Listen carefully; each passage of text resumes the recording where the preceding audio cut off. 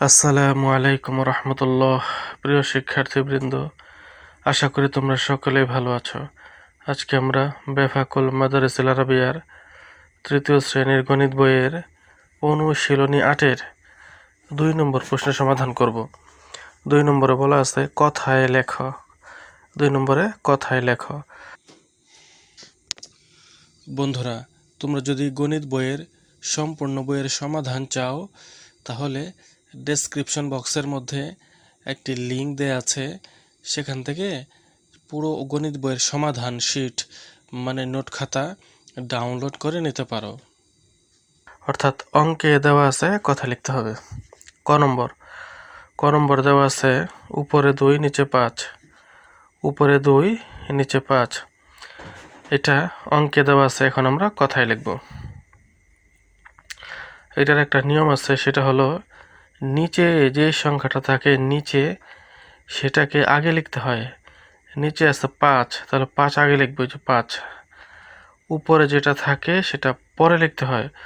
উপরে ২ আছে, উপরে ২ যে পরে লিখলাম ২। ৫ ভাগের ২ ভাগ, ৫ ভাগের ২ ভাগ।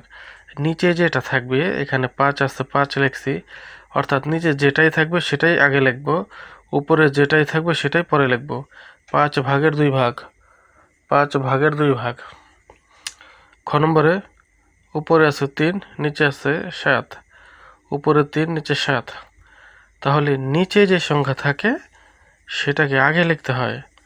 ৭ ভাগের ৩ ভাগ, ৭ নিচে ৭ আছে ৭ আগে লিখছি। ৭ ভাগের ৩ ভাগ, ৩ উপরে, উপরেরটা ৩ উপরে। ৭ ভাগের ৩ ভাগ, নিচে ৭ আছে ৭ আগে লিখছি, উপরে ৩ আছে ৩ শেষে লিখছি। গ নম্বর উপরে আছে ৫, নিচে আছে ১৭। উপরে ৫ আর নিচে ১৭। এটা কিভাবে লিখব?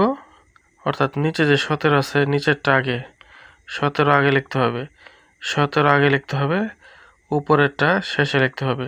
১৭ ভাগের ৫ ভাগ, ১৭ ভাগের ৫ ভাগ। নিচে যে সংখ্যা থাকে সেটা আগে লিখতে হয়, উপরেরটা পরে লিখতে হয়।